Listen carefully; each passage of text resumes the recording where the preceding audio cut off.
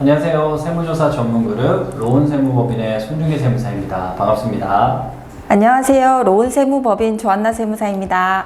안녕하세요. 김은정 세무사입니다. 오늘은 저희가 제공하고 있는 상속세 신고 프로세스와 관련하여 상속세 신고가 어떻게 진행이 되고 무엇을 주의하면 좋을지에 대해서 이야기를 나눠볼까 합니다. 그 전에 잠시 저희가 제공하고 있는 로운 상속세 프로세스와 관련하여 간략한 설명 좀 부탁드리겠습니다. 저희 로운에서 제안하는 상속세 신고 프로세스는 처음부터 끝까지 오로지 세무조사 리스크 최소화라는 목표를 가지고 진행하게 됩니다. 상속세는 신고 세목이 아닌 정보 부과 세목으로서 신고와 관련하여 과세관청에서 별도로 확인하고 확증받는 절차를 거치기 때문인데요. 그렇기 때문에 세무조사 리스크 최소화라는 우선 목표를 가지고 그 안에서 절세 전략을 포함한 신고를 진행하고 있습니다. 더하여서 로운세무법인의 상속세 신고 프로세스는 단순히 신고로만 끝나는 것이 아니고 신고 이후에 세무조사 대응까지도 포함하는 것으로 원스톱 상속세 신고 프로세스라고 생각하시면 좋을 것 같습니다. 두 분이 말씀해 주신 것처럼 저희는 세무조사 전문 업체이기 때문에 세무조사 대비를 전제로 한 상속세 신고를 진행하고 있습니다. 약은 약사에게,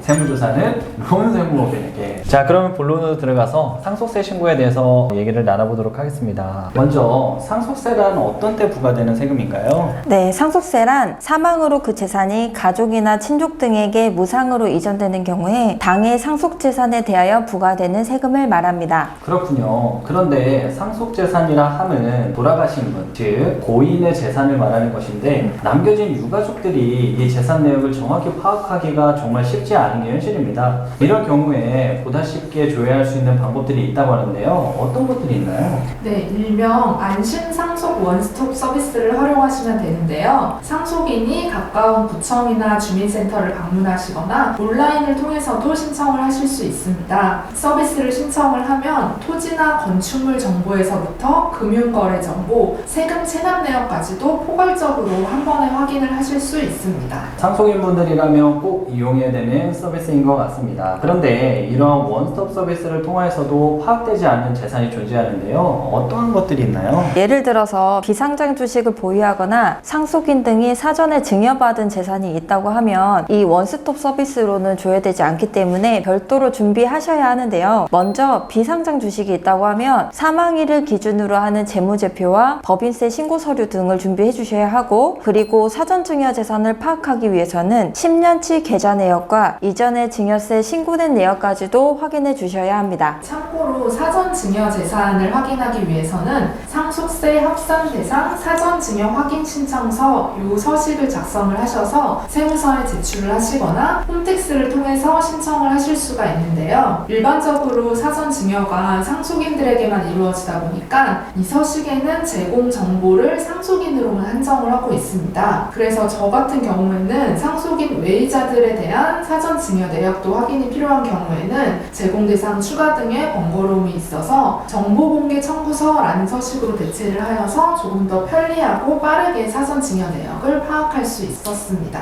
네, 그렇군요. 정리해서 다시 말씀을 드리게 되면 상속인 외의자도 사전 증여 재산이 있을 것으로 추정되는 경우에는 애초부터 정보공개 청구의 방법으로 진행을 하시는 게 시간을 조금이라도 벌 수 있는 방법인 것 같습니다. 여러분도 아시다시피 상속세 신고 기한은 6개월인데요. 그런데 이 6개월이라는 시간은 절대 긴 시간이 아닙니다. 왜냐하면 얼마나 빨리 피상속인의 상속 재산을 파악하느냐에 따라서 혹여라도 누락할 수 있는 부분들을 한 번 더라도 검증할 수가 있고, 더 나아가서 여러 가지 절세 전략을 세울 수 있는 시간을 벌 수 있기 때문인데요. 그런 면에서 방금 얘기해 주신 정보공개 청구의 방법을 적극적으로 활용하시면 좋겠습니다. 다음으로 상속세 신고를 진행하면서 많이 궁금해하시는 그런 질문들을 몇 가지 정리를 해보았는데요. 첫 번째 질문으로 추정 상속 재산이란 무엇이며 추정 상속 재산이 무엇이길래 가져가지도 않은 재산에 세금을 내라고 하느냐라는 질문을 많이 해주셨는데, 이런 경우가 많은 것 같아요. 어떤가요? 정말 상속세 신고할 때마다 매번 상속인 분들이 말씀하셨는데, 여기서 추정 상속 재산이란 상속 개시일 2년 이내에 처분 재산가액, 인출 금액, 채무 부담액 등에 있으나 그 해당 금액의 출처가 명백하지 않는다면 상속 재산으로 추정한다라는 것으로 사망이 임박한 가까운 미래에 재산을 처분하거나 현금 등을 출금함으로써 상속세 부담을 회피하는 것을 방지하기 위한 상증세법상 규정을 말합니다. 다만 당사자가 아닌 상속인들이 직접 소명해야 된다라는 어려움이 있기 때문에 1년 이내에는 재산 종류별로 2억 원 이상인 경우, 2년 이내에는 5억 원 이상인 경우에만 포함하고 있습니다. 1년에 2억, 2년에 5억 이 기준을 꼭 기억을 해주시고요. 저희가 이렇게 상담할 때도 늘 말씀을 드리지만 실무를 진행하다 보면 통장에서 돈을 인출해도 되는 것인지를 다시 한번 꼭 여쭤보시는 분이 계세요. 이 부분과 관련해서 정확히 말씀드리겠습니다. 어떤가요? 맞습니다. 저희가 상담을 하다 보면 이제 아버님이 곧 돌아가실 것 같은데 아버님 통장에서 돈을 미리 좀 인출해놔도 되겠느냐라고 물어보시는 분들이 많이 있으세요. 그런데 만약에 그때 아버님 통장에서 돈을 인출을 하였다면 인출하신 금액이 모두 추정상속재산에 포함이 되는 거죠. 네, 꼭 주의하셔야 되는 부분입니다. 특히나 추정상속재산의 경우에는 실제로 받는 상속재산이 없음에도 불구하고 세금을 납부해야 되기 때문에 대부분의 납세자들은 굉장히 좀 꺼려하는 추정상속재산이게 되는데요. 따라서 사전에 추정상속재산이 발생하지 않도록 하는 것이 첫 번째이고, 부득이하게 발생에 대한 상황이라면 그와 관련된 소명할 수 있는 자료들, 증빙들을 미리미리 검토하여 준비하시는 것이 가장 좋은 방법이랍니다. 다음으로 이제 두 번째 질문을 드리도록 하겠습니다.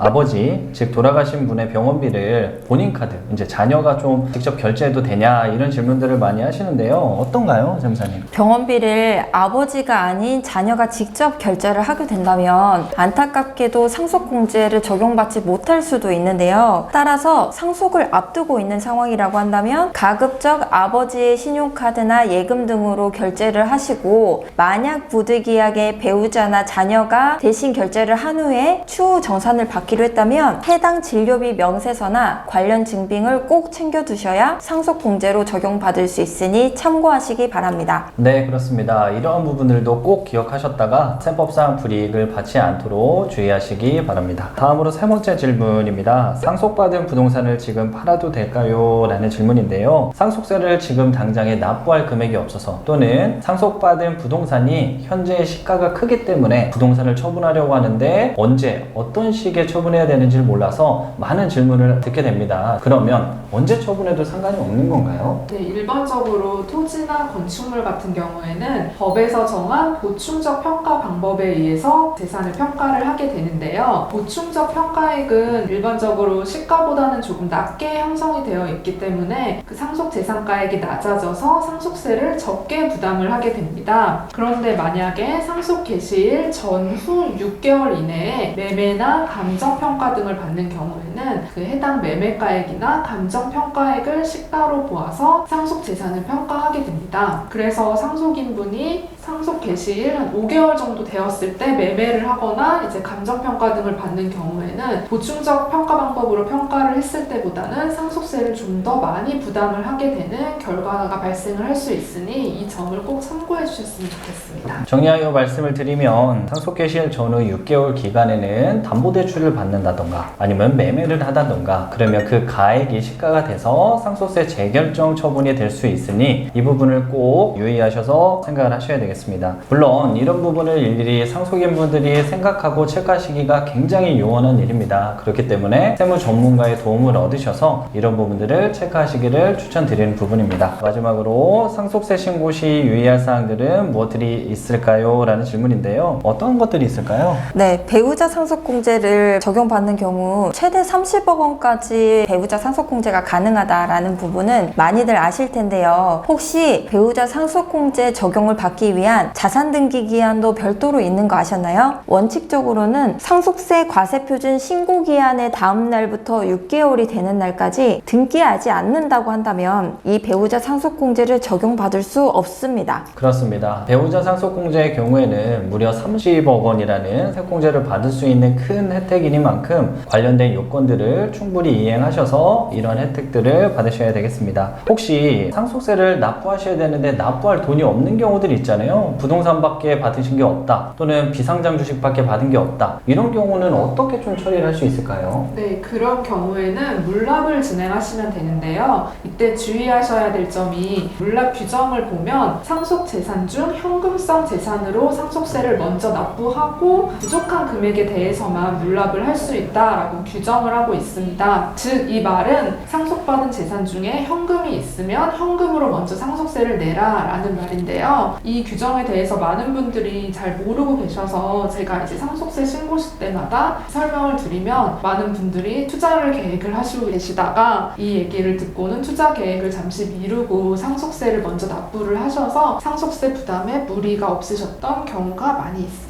그렇습니다. 물납의 경우에도 전체 금액이 물납이 되는 것이 아니니만큼 자금 소유 계획도 철저히 사전에 준비를 하셔야 되는 내용이 있습니다. 추가적으로 절세 팁이 있으면 마지막으로 한 말씀 부탁드리겠습니다. 네, 마지막으로 절세 팁을 말씀드리자면 이 상속세라는 것은 연대 납세 의무가 적용이 되기 때문에 상속인들이 미납된 상속세에 대하여 본인이 받았거나 받을 재산을 한도로 납부를 하여야 하는데요. 따라서 어차피 상속세로 납부돼야 되는 현금성 자산이라고 한다면 이를 배우자에게 모두 상속하여 배우자가 한꺼번에 납부하는 것이 배우자 상속공제도 많이 받을 수 있고 다른 상속인들의 세부담도 줄여줄 수 있는 절세 방법이라고 할 수 있습니다. 네, 정말 좋은 팁인 것 같습니다. 마지막으로 더하여서 드리고 싶은 말씀은 상속세 신고를 위하여 저희 쪽에 이제 찾아와 주시는 대표님들이 상속기한이 이제 다다라서 많이들 찾아오시거든요. 그런데 이제 이런 경우에는 사실은 기존에 일어났었던 사건들을 세법상 규정에 따라서 신고하는 것에 족할 뿐이거든요. 그렇기 때문에 미리미리 사전에 시간을 두고 사전 검토해서 절세를 받으실 수 있으려면 미리미리 좀 오셔서 상담을 받기를 추천드리겠습니다. 이상으로 금일 영상을 마무리하도록 하겠습니다. 지금까지 로운 세무법인의 손중일 세무사, 조한나 세무사, 김은정 세무사였습니다. 네, 감사합니다.